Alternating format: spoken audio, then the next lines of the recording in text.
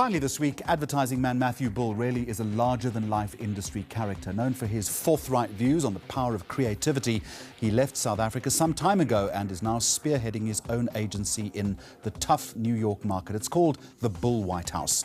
On a quick visit to South Africa just recently, he bought breakfast and spoke about trends, brand development and the tough US market. You say that the money men have taken over from the madmen in advertising. Rolls off the tongue very nicely. What do you mean? Over the last 20 years, I would say that the greatest influence on our business has come from people that in many ways have absolutely no interest in what we do. They have only an interest in what is made out of what we do. And you know, that can never be good for a business. You know, if you want to be great at something, you've got to truly love doing it. And we're in the business of creating advertising, you know. It's our product that we make. And more as the years have gone by, that product is being undermined by people who demand not that quality comes through, but that the quantity comes through, because that's how they make their money, out of the quantity of the work. Who's at fault here? The agencies themselves? Have they been sucked into this, or do the brands take some responsibility? It's the agencies. You know, in the end of the day, we only have ourselves to blame. I mean, I've had the good fortune of speaking to people like Dan Wyden of Wyden & Kennedy and Robert Saville of Mother, and you know, they're pretty adamant. These are both independent agencies, very successful agencies, who have sworn never to sell out to the big behemoths, the financial behemoths. And they say, you know, in the end, no one's forced to sell. You know, there are all these bright young agencies out there, no one's forced to sell. On the contrary, because of the way they've built their businesses, the money guys, they are forced to buy, because the only way they can keep the magic going in their organizations is to buy the little bright young things, and guys sell. So if we have the situation that exists in advertising, what is the effect on brands? Question one. And question two, have we reached the end of the runway, or can this dynamic be recalibrated? Well, I think first of all, what has happened in our industry is the quality has diminished significantly through the years. This is not just something that I'm saying because I watch TV in America. This is generally the way advertising practitioners will talk. We get far less time spent on the work that we do, and I think perhaps more importantly than anything, if the industry is seen as a massive cultural thing, the problem that's happened is less and less people want to be in the business nowadays. You know, they find it a demoralizing business. A young guy said to me the other day in a meeting, he said, you know, I love advertising, I just don't love the industry. And you know, it's not an industry that we should. Why should we be in love with the industry? Nobody looks outside and say, wow, I'd love to be in advertising. And they don't, because we don't make a great product. So it's had a significant effect. And then of course what happens is, you know, we get worse at doing our job and our clients think less of us. It's just a vicious cycle. With your agency in New York now, you're hoping to change things? You know, very much so. I mean, obviously we're still a very small agency. Yeah. We're fortunate that we have pretty big clients in companies such as Unilever and Anheuser-Busch. You know, I'm pretty determined that first of all, you know, we demonstrate the strength to see our ideas through, to sell our ideas to our clients, to work with our clients to get those great ideas. But I think we're also pretty determined as a group of people to not sell out.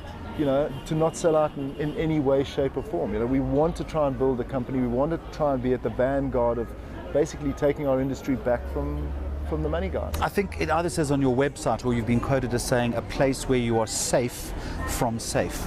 What does that mean? Well, it's a dual meaning. First of all, it explains to our clients that if they want nice, comfortable, warm, fuzzy, mediocre work, then they've come to the wrong place. And of course we have to live up to that. But second of all, it's also to say to people out there in the industry, creative people, strategic people, account management people, or anybody that loves advertising, that we are going to protect you and what you love in the end. We're not going to sell out on you. We're not going to turn around and just sell a piece of work because it's going to make us some money. We're going to protect your ideas and basically your integrity in your profession. Why do you want to do this? And I'm going to throw a quote at you. I think it comes from one of the advertising publications saying that you are one of a wave of creatives who've gained notoriety and grown rich, you can confirm that or deny that, off large agency networks, but when it comes time for the second act, they opt to be more entrepreneurial. It takes huge courage to put out your own shingle, particularly in a market that is as hostile as the United States. Well, I mean, first of all, the truth of me is, yes, I have worked in a global network, but since I was 29 years old, I've always had my own business. You know, even when I was running low in London and part of running low around the world, I always had my own. And in a way, it was so important to me because it gave me the freedom to be myself always. And, you know, that is vital for any entrepreneur. And so why did I then do it again? Well, I mean, you know, having moved to the US, I was less involved in my own agency here in South Africa because it is really a long way in many ways. I was spending more and more time on an airplane, and I realized very simply that what I love is I love going to work every single day with a bunch of people that I really love, that believe in something bigger than themselves, that believe in what we're trying to do with the business. And I love to see those people growing. I truly believe that the industry that I grew and fell in love with when my mom used to show me old ads of England, you know, 30 years ago, has been undermined significantly by us, by ourselves, and you know, it needs to change. You've almost literally got off an aeroplane and you are making sense in spite of the jet lag. But let me ask you this. Obviously you engage still with South African advertising. You are aware of the industry, you're aware of the dynamics, you're aware of the work that is coming out.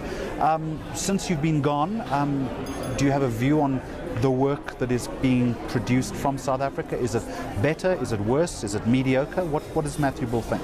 Oh, it's certainly not mediocre, I can tell you that much. And we still punch above our weight. Totally. You know, this is my alma mater. This is the place where I was creatively born. It remains an incredibly powerful industry, I believe. And I still think it's very ambitious as an industry from a creative perspective, certainly when it comes to trying to show the rest of the world that, you know, we've got the chops. I think that if there's one thing I'd like is I'd just like it to be a little bit more ambitious. Someone said to me yesterday, you know, what kind of work do we do in America? Is it, you know, is there a big split between above the line and below the line, all that sort of thing, traditional versus digital? And I said, well, actually, digital is traditional in America. I mean, it's absolutely one thing. You don't, when we create work now for our clients, we think of the same we used to, big idea and then execute it across different mediums, and digital is one of those mediums, and we create lots of digital work now. Just a final question, the obsession with Super Bowl advertising, and is that the holy grail for people in your business? I struggle to see sometimes why there's this obsession. It drives me berserk. I can't, you know, I keep saying to my clients, I say, guys, it's amazing when you're thinking about when we're doing a Super Bowl ad for you, you're so worried about making sure that it's entertains people but is also relevant. I said that's how advertising should be always. It shouldn't just be, you know, whether it's at 4 o'clock on TV or 1 o'clock on the radio or on a website, whatever. Advertising, you know, as we say in the agency, you know, makes sense in the most unexpected way. That's what advertising should always do. It shouldn't just be, you know, around the Super Bowl. And the reason it is around the Super Bowl is because people demand to be entertained around the Super Bowl, and you get ranked. So what they should do is they should rank ads every single day, like, hate, whatever it is, and try and get the same sort of modus operandi going in everyday advertising as it does in Super Bowl. The views there of advertising man Matthew Bull. Next week, a one-on-one with the worldwide creative director of the brand union agency, Detroit native Wally Krantz. Until then, goodbye, and thank you for watching.